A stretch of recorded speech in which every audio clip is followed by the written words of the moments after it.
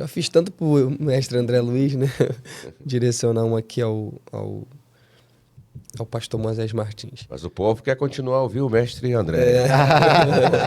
O povo gosta dessas reflexões apuradas, sensatas e inteligentes. Na Eu verdade- nem dormi essa noite, gente, pensando que eu estaria com esses Vou dois. cortar essa parte e vou postar lá. Então vamos fazer o seguinte. Orgulho. Vamos fazer o seguinte, vou fazer pros dois então, Isso, rapidamente. melhor. Na verdade, não é uma pergunta deles, mas é uma pergunta minha, baseada naquilo que a gente está falando. Porque o jovem, como é muito intenso, o jovem ele está bastante empolgado. Aí eu queria falar diretamente na questão da pregação do jovem. Por exemplo, a gente está incentivando aqui o jovem a leitura secular, a leitura da Bíblia, etc. Aquela descoberta das informações, etc. E às vezes existe essa questão de você analisar bastante a informação que você está lendo, estudá-la um pouco mais, mas às vezes causa essa empolgação no pregador ou na pessoa que quer passar a informação antes dele averiguar de fato sobre aquela informação. Eu queria saber dos senhores até onde pode ir essa questão da aplicação do ensino, da pregação de um jovem. Bom, Ou que tipo de cuidado ele precisa tomar diante disso o tudo. que acontece muito é o uso de fontes que muitas das vezes são heterodoxas ou heréticas no intuito de falar algo que ninguém nunca falou. Perfeito. Tem, Era vou usar isso que eu aqui estava tentando dizer. Eu vou usar isso aqui da PNL aqui, da É isso que eu Programação tava tentando. Neurolinguística, vou tocar todo mundo. Essa é uma tentação muito natural de quem está começando, de querer se destacar a partir de revelar o que ninguém nunca revelou.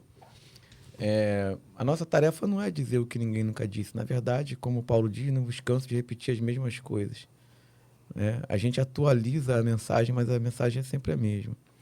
Então, muitas das vezes, o jovem pregador, ele escuta alguém falar, e porque deu certo, porque muitas das vezes quem está ouvindo não tem um critério, e aí a coisa aconteceu, ele vai repetir.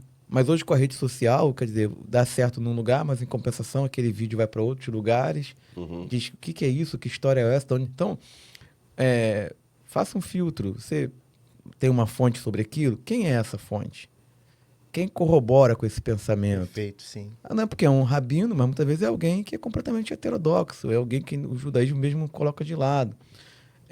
Qual o paralelo que isso tem na escritura? Tem algum fundamento? É uma informação completamente à parte do texto?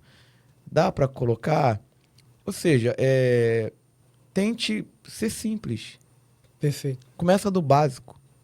Faça o básico. Entenda o texto, explique o texto, pregue o texto. Simplicidade e profundidade não são antagônicos, né? Não, ao contrário. Na verdade, quanto mais profundo é alguém, mais simples ele é. Exatamente. Então, se eu tenho, se há uma dificuldade de se comunicar de maneira simples, talvez possa ser para esconder a superficialidade. Aí eu começo a usar uma linguagem, falo, não falo nada. Como tem esse modelo de pregador também. Ele fala bonito, mas não há fala, não há conteúdo naquela fala. Professor também tem assim. Também.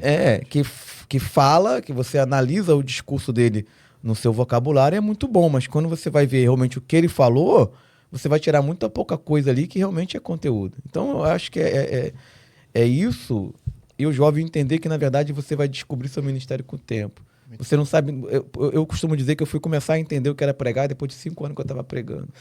Eu fui olhar para trás e dizer assim, quando eu falei. quando eu comecei, eu não sabia o que eu estava fazendo. Você vai fazendo, você vai... Então, na verdade, você ainda vai descobrir, você vai caminhando, logicamente, mas você vai descobrindo o seu ministério com o tempo. Quando eu comecei a pregar, por exemplo, eu não imaginei que eu estaria aqui fazendo isso agora. Então a gente tem dois caminhos, né, o pastor Moisés. Averiguar a fonte e ser simples. Sim. E quando o pastor André falava da simplicidade, o evangelista Júlio corroborou com essa ideia, ratificou essa ideia, eu pensei em Jesus, né? Simples e tão profundo, né? Exatamente. E eu me lembrei também de uma ocasião que eu dava aula para aluno de ensino médio, 3º ano, uma aula de filosofia. Se eu não me engano, uma introdução ao pensamento de Wittgenstein, filósofo da linguagem, né?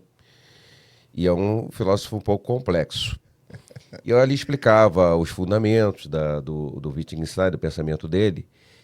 E aí um aluno levantou um dedo naquele dia e falou assim: professor, finalmente eu entendi o que é filosofia.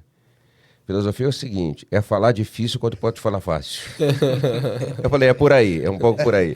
Eu acho sim que a simplicidade deve ser buscada e também sempre a submissão ao Espírito Santo, né? O Espírito Santo é a grande fonte para tudo. E quanto mais submisso a ele eu for para escrever livros, para amar a minha mulher, para olhar a vida, para viver meus momentos de lazer, para fazer uma oração sentado no sofá da minha casa, qualquer coisa, eu creio, nesse sentido, o meu pentecostalismo é exacerbado. Eu creio que o Espírito Santo deve estar conduzindo todos os pensamentos e sentimentos e interagindo conosco o tempo todo.